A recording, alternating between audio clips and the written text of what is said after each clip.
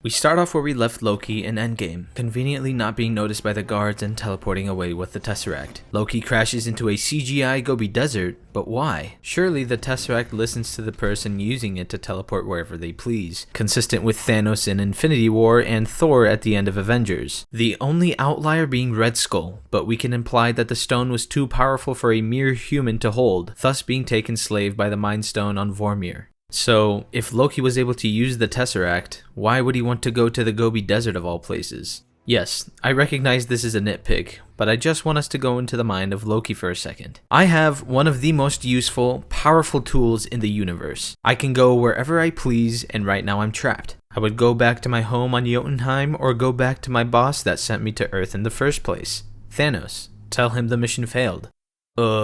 It's because he'd get killed immediately by Thanos. Keep in mind, Loki is very clever. Multiple times we see him use the ability to cloak himself and have a projection of him instead. So if Thanos was going to kill him, then he'd immediately use the Space Stone to get away, especially if Thanos doesn't have any stones with him at this point. Even in Infinity War, he manages to stall Thanos long enough for the Hulk to attack. Besides, why does the Space Stone shoot him to the ground? Maybe Loki would have wanted that to happen to get out of his bindings, but onto sand? Really? I don't even think that a normal pair of cuffs would be broken on that kind of impact. But I digress. Loki immediately stands atop a stone to speak to the Mongolian people that live nearby and tries to conquer them. And I am burdened with glorious purpose. Loki is immediately threatened by the time cops that show up via portal, with one being played by Medea herself. At this point, Loki understands that he is in danger, so he uses his magic abilities to cloak himself, grab the Tesseract, and run away, all while distracting the time cops with his body double. Instead, that doesn't happen, and Loki lets himself be captured because he got slapped by a slow-mo stick. You're now moving at 1/16th speed, but feeling all that pain in real time.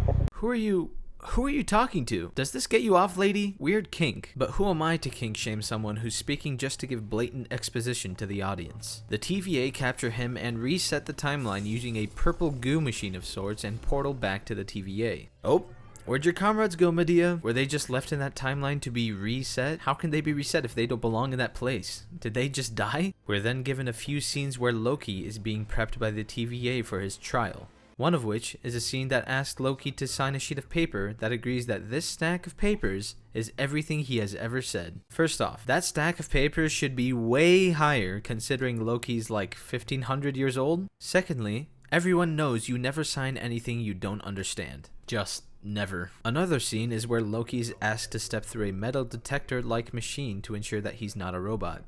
Otherwise he'd explode from inside out. What if I was a robot and I didn't know it? The machine would melt you from the inside out. Please move along. So, here's the issue. What if it was Nebula that had stepped through? Does that mean she'd just explode? Does a robot with sentience mean they don't go to trial? How does not having any metal inside of you indicate sentience? Or what about Rocket with his metal pieces on his back? Or even Iron Man when he had his arc reactor or shards of metal inside of his body? They just die. The very point of stealing them from their reality, though non-existent in the first place, just becomes null in this scene. Loki passes through the metal detector when the machine prints out a picture. What's that? Your temporal aura. What's that? Please, through the door.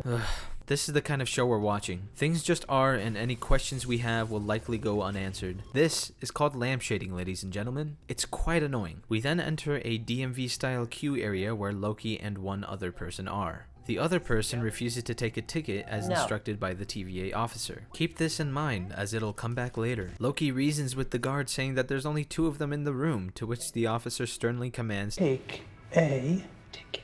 Loki complies and walks through, to which we are shown a TV. This will present to us the reason Loki is here. And it is here I ask you, watching this video, to strap in, because it's about to get catastrophic. Long ago, there was a vast multiversal war. Okay, stop. Already. What? A multiversal war? You mean to say multiverses were at war with each other, but for what? How does a universe even go to war with another universe, and what are they even fighting for? There's literally nothing you'd need to fight for. Countless countless unique timelines battled each other for supremacy. What? Timelines are fighting each other for supremacy? But how did they even exist in the first place? How the fuck does time fight with time? I thought it was people in those universes fighting with each other, but now you're saying time is fighting with time? You're just not gonna explain this, huh, show? Things just are and that's how it is. No logic or understanding needs to happen. I request elaboration. Alrighty then. I think it's shaved. But then the all-knowing Timekeepers emerged, bringing peace by reorganizing the multiverse into a single timeline, the sacred timeline. What the fuck? Where'd these guys emerge from? How do they organize the timelines by turning them into one timeline? Surely they'd have to destroy the other timelines if we're using any standard of logic. Where do these beings get their powers to be able to organize a timeline? Why didn't they prevent the war from happening in the first place? How did Endgame even happen if there has always been one timeline? These aren't rhetorical questions. I'm actually asking because I'm very confused. Now, the Timekeepers protect and preserve the proper flow of time for everyone and everything. Hold the fuck up. What is even the proper flow of time? This timeline they created only follows their rules. Only they get to say what happens and cannot happen. Oh dear. Hold on tight, boys. We're about to get slapped. Everything. But sometimes people like you veer off the path the Timekeepers created. Variance. Maybe you started an uprising, or were just late for work. Stepping off your path created a Nexus event. Could branch off into madness, leading to another multiversal war. Every decision that has ever been made, every death, every life saved was going to happen regardless of choice. When Tony managed to save himself from dying, when Cap crashed the ship into the ice, when Thor regained his worthiness, when the Avengers stopped the world from being destroyed, when Tony sacrificed his life to save the Earth, when Cap and Tony were at odds with each other, when Peter rose from the rubble, when Thor rediscovered himself. I'm not as strong as you. No, you're stronger. When the Guardians beat Ronan in a dance battle, when Peter found out his father placed a tumor in his mother, when Thanos snapped away half of all life, when Hulk brought everyone back, when Tony saved the Earth again, when Wanda imprisoned and tortured a whole town, all of it was unable to happen any other way?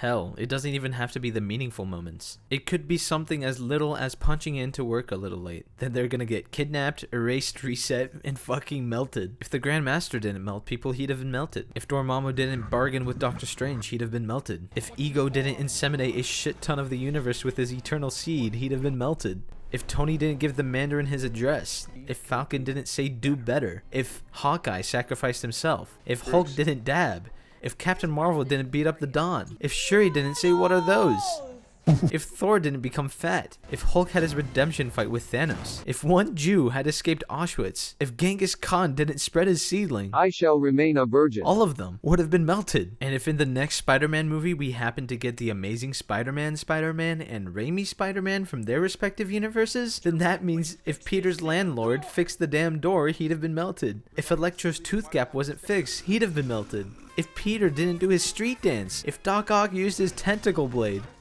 if Mary Jane wasn't a bitch to Peter, if Gwen was caught before she hit the floor and lived, if Doc Ock did his experiment with safety in mind, if this girl didn't look at the glass flying into her face, if Peter saved that guy from getting mugged, if Uncle Ben had lived, he'd have been melted. All of them would have been melted. Good God. This show has done some astronomically horrendous damage to the MCU. Just the very concept of there being a time variant is utterly confusing. How can there be a variance in time if the TVA already know that there is a variance in time? So they'd already go back in time to stop that from happening. Therefore, the timeline shouldn't have any variance. So if the timeline is perfect and always stays perfect, what the fuck is it that creates a variant? And even if we know what that is, the TVA already went back in time to fix it. So why is it there? I don't know what's happening in this show. And frankly, they've created such an existential problem to the MCU that it simply ruins it. That's it. There's no saving the MCU. Every single movie that has been built up to lead to the events in Endgame literally could not have been done any other way because of these time dictators. This is how to crumple, shred, and beat any sort of investment in anything that happens in any MCU content. This is how you kill a franchise. No decision, no choice in any of the MCU means anything. Not anymore.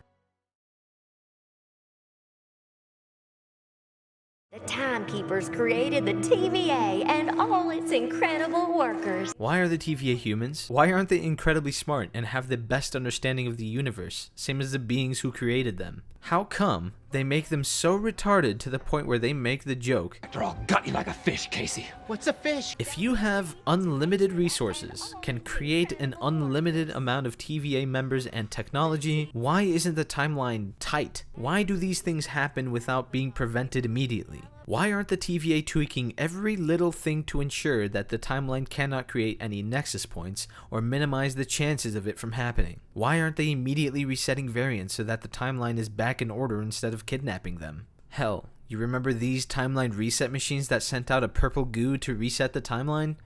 Why don't they have those all over the place and always on? This timeline reset tool is so incredibly powerful, yet is not used to its full extent. The show doesn't even bother to show us how far it goes, or the size of the area it resets. It's incredible how the TVA are so incompetent and useless, yet are the most powerful forces in the universe. They go on to say that the TVA fix your mistake and reset time to its predetermined path. Jeez, predetermined, eh? Really rubbing it in, guys. Besides, the way that they fix your mistake is by kidnapping you and resetting the whole universe back to its timeline. And yes, it would have to be the whole universe, because every little action would theoretically change the whole universe. Which is why I bring up again, that purple goo should just be running all the damn time. And even so, why did Loki of all people get kidnapped? He wasn't the reason that the Nexus Point was even created. It was the Avengers that went back in time and accidentally had the Tesseract slide over to Loki's feet, as well as the guards becoming blind to serve the plot. Why weren't they taken? Or 2012 Hulk causing the Tesseract to come out of its case? Or the people who put the door at the perfect point where Tony gets smacked in the face? See, this kind of logic, if we keep going, will eventually lead to Adam and Eve conceiving children. We have no basis for who the TVA chooses to be the violator of time. Cause that was supposed to happen. Literally no. What did you expect? Loki not to pick up the Tesseract? Are you really telling me that the sacred timeline says that Loki doesn't pick up the Tesseract? That's ridiculous. What kind of Loki that has done all the stuff we've seen in the MCU so far wouldn't want to escape? Besides, the TVA would have already known that Loki does that, so why don't they stop him? After that chuckle fuck of a backstory into the TVA, a guard fucking melts a guy who didn't have his fucking ticket. All for a joke. So, here's the thing. The TVA are fucking evil.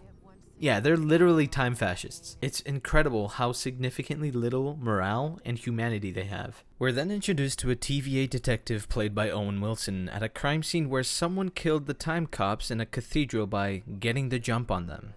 How? How does a criminal get the jump on literal time travelers? All the TVA have to do is go back in time right before the incident happens to stop it. But no, we have to have a plot, you see. They also mentioned that this incident was the 6th attack this week. That's the 6th attack in the last week. No idea what the ever-loving hell that means, but okay. And our detective supplies alongside it with... that we know of. I'm sorry, but aren't you guys the people that know literally everything that happens in the timeline? How could you not know of this? Does this mean that the TVA live in their own timeline? Because if so, the space lizards are doing a pretty shitty job. Our detective goes to question a kid who stumbles upon the cathedral and presents himself as a friendly by showing her a hologram of a stick man walking, to which she does not scream and run out the door yelling witchcraft and being absolutely mind-blown. Instead, she informs the detective that the suspect they're looking for is a horned devil. Our detective is then informed about Loki being captured by the TVA while they reset the timeline. The next scene shows Loki going to trial and attempting to justify that he wasn't the one who violated the timeline, but that it was in fact the Avengers. Alright, I guess we get something logical. The judge then says that the Avengers were supposed to do that, meaning Loki was in fact not supposed to pick up the Tesseract.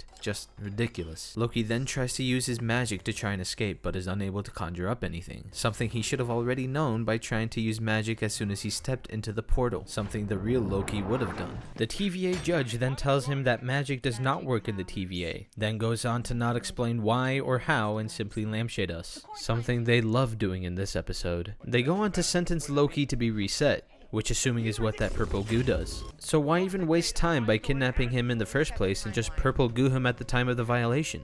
What the hell is even the point of presenting them a trial if the TVA know they always get the right person? What happens when the variant wins the trial? We don't know, and it's likely we never will. Agent Mobius takes a hold of Loki for his mission and shows us the TVA world, which is a little ugly. He tells us the time in the TVA doesn't work the same when asked how long he'd been working there, and then goes on not to explain to us about what the hell he just said. We're then taken into an interrogation room of sorts where Loki almost gets the jump on Mobius because he's not restrained. Why does the TVA not use handcuffs? He can still hurt people, you know? Handcuffs are pretty useful tools for prisoners. There's a good reason we keep using them. Mobius uses the loop teleporter thing and reaffirms that time doesn't work the same in the TVA. Time moves differently in the TVA. Which just makes the teleporter thing make less sense. They easily could have called it a teleporter that throws the subject back to where they're unknown moments before, like a location autosave, instead of saying it has to do with time inside of the TVA. Mobius calls Loki a Little pussycat. in comparison to the other dangerous variants he pursues, just to force the scale of what we're dealing with and just stomp on any intimidation Loki had in Avengers. Keep this in mind, we'll get back to it. Mobius questions Loki's pursuit of ruling the universe, and Loki reasons that he will rule to ensure that beings will be better off without freedom because of its illusion, a callback to his motivation in Avengers. Diminishes your life's joy in a mad scramble for power. Mobius asks Loki if he enjoys killing, which, well, if we all saw the same movie, he very much does, along with the fear that is imbued on those people, making them submissive to him. So yeah, he does enjoy hurting people. Loki at one point literally describes himself when referring to the room, saying that it's an illusion conjured by the weak to inspire fear, a desperate attempt at control, even though that's exactly what Loki does the whole time in Avengers. Loki would never say that it is the weak who do this because that would mean that he is weak, something the show is very much trying to say about Loki and later on do. We then receive a montage of Loki's future had he not picked up the Tesseract, as if it's his fault, and show his mother getting killed indirectly by his hand. Just the first of the show's elaborate plan to fast-track Loki's development from the MCU that we as an audience had experienced. Loki manages to escape by stealing the teleporter remote from Mobius, and the TVA are sent out to search for him. Loki ends up finding Casey and tells him that he's going to gut him like a fish, to which Casey responds by asking him what a fish even is. And then we're shown this. If there was one picture that feels like a slap in the face with a solid steel chair by the hands of Hulk on roids, this would be it. All of those years in the MCU, all of those movies that focus around 6 Infinity Stones, the most powerful MacGuffins we've yet to see, have just all been destroyed. All that work, just spit on. Remember when Gamora died just for Thanos to get the Soul Stone? Well, it was in Casey's jar all along. Or when Hawkeye and Black Widow dueled to sacrifice themselves for the same thing? Should have just asked Casey to borrow from. And just to rub a bit of salt and acid into the wound, we get told that these stones are used around the office as paperweights. Why, show? Why do you hate us? All this destruction and artificial scaling. For a joke? The TVA exists in a place outside of space and time. Don't. Just don't. That is quite literally the most retarded thing that has ever been conceived, let alone executed in this show. A place outside of time and space is just not. It's just not a place. Along with Crisis on Infinite Earths, that idea is simply non-functional. But the stones are taken from other timelines and don't work in this one. Well, tell that to the Avengers who do literally that in Endgame. This is to show what we're really dealing with now that we're in the second chapter of the MCU. Oh, I'm aware, but they do it so quickly and artificially, and for a joke. It's all just so insulting, really. Like I wasted the last 12 years keeping up with what they do in the MCU. All for it to be busted and shat on again. In just one shot. Loki's taken aback, same as the audience, and finds out the TVA were telling the truth. He escapes the reach of the time cops trying to capture him again and goes back to the interrogation room. This is where we get the scene of the show revealing to us the same Loki we saw in theaters, all in front of his eyes. Quite literally fast-tracking every single developmental moment that Loki has had and bringing it all back. Congratulations, show. You've managed to bring back to life someone who is meant to stay dead in Infinity War. Now it's only Heimdall and Gamora that's left, the only characters we truly lost in Infinity War. Please, I beg you, Disney, don't ruin that too. Medea comes back to the interrogation room, this time without her team, and Loki attaches the necklace teleporter thing and uses it on her. Why don't the time cops have guns? Guns are incredibly useful, but instead they have melty sticks. Alright show, way to make the TVA more incompetent every time you show them to us. Keep that in mind. It comes back again. Loki then tells Mobius that he's weak, referring to the line we heard from him about the interrogation room. I don't enjoy hurting people. Telling us that he's the same fully developed character that we lost. Our Infinity War Loki is back, boys. Great. We finally come upon the scene of the time cops going back in time to a farm, saying someone's come back through time to get rich because he smells oil on the ground? I don't know either, but just as they're about to reset the timeline just to not deal with paperwork, like they should be doing every single time, they stop because they see someone out in the distance. I don't know why that would make them stop if they're just going to reset the timeline anyways, but then the person in the distance drops the lantern, lighting up the field with fire, killing the time cops. My god, the time cops are some of the most useless, evil, non-intimidating forces in the universe. They don't use guns despite their tremendous advantages for no reason. They don't have handcuffs despite their insurance to restrain prisoners. They don't go back in time to prevent the cops from getting killed, and lastly, they are killed by fire. They don't even use the teleporter or time machine, some of the most powerful tools in the universe, yet can't use it for shit to even its minimal capabilities, let alone being so flammable that they immediately burn despite not being covered in oil. I love these guys, man, they're great.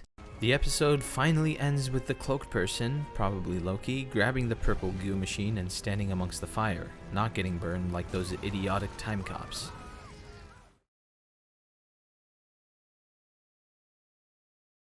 In episode 2, the show tells us why the TVA don't go back before the Nexus Point is created to stop the variant from creating another timeline. Because it... Flow. This branch is still changing and growing, so you gotta show up in real time. Are you serious? The TVA are already time traveling to these places to set reset bombs in the timeline anyways, so why does it matter? Surely they'll delve into the concept some more so that we can understand it fully. Trickster is knowing everyone knows you're a trickster, and then many of your tricks can come from exploiting. God, this show is making Loki less and less of himself. He'd be observing every intricacy of the TVA, especially if he's planning to betray them later on. Classified. Okay, the end of time. Those are classified. Okay, what files can I have? What happened to the huge stack of papers that contains everything he's ever said? Loki becomes sad at the death of Asgard, and the next scene dismisses it, being unfazed by its mention. Yes, very sad. Loki finds out that the Loki they're hunting down is likely hiding in apocalypses. Because everything gets destroyed in apocalypses, it's impossible for variants to occur. How have the TVA, in their endless time of getting rid of variants, not figured this out earlier? This seems like an obvious bug in the software you'd find almost immediately, just more incompetence by the TVA. They test this theory by coming to Pompeii before it's covered in lava and ash. Here's the thing, Loki and Mobius would be leaving behind footprints that would be found centuries later, which would in turn create variants in the sacred timeline. Guess the show doesn't prove this theory very well, but alright. They found a loophole in time traveling. Surely they'll use this to their advantage, right? Kablooey. Why didn't they use this from episode 1 as a clue to find the Loki they're hunting down immediately? They go to an apocalypse in Alabama, of all places on Earth, in 2050, because they know that is where the Loki they're hunting down is residing. Loki comes upon the variant Loki, and after a bit of a chat, they fight. Loki doesn't use his magic knives and seems to have lost his godlike strength, but alright. We're then revealed that the variant Loki the TVA's been hunting is a woman. Wait, how did the TVA not eliminate her as soon as she was born? Remember that because Loki must be a male Asgardian in the sacred timeline, this means that Lady Loki is unable to exist. Lady Loki then sends the purple goo machines she's collected to different points in the sacred timeline, freaking out the TVA. But the TVA have an infinite amount of time to fix it, so why are they worried? They can go to those Nexus Points and disable the purple goo machines, or at least set their own ones, so what's the fuss about? Loki then betrays Mobius and the TVA, as he should because they're fucking evil, and departs with Lady Loki at the end of episode 2. Damn it! Fucking hell. In the first 10 minutes, our whole perception of the MCU and what it meant in its grand scheme is completely decimated. The show manages to spit on previous Marvel movies by robbing them of their stakes. Winter Soldier is never able to kill Captain America despite their multiple encounters. Doctor Strange didn't see 14 million futures, he just saw one and 14 million other variants, those of which simply couldn't exist because the TVA would have stopped them from happening and reset the timeline.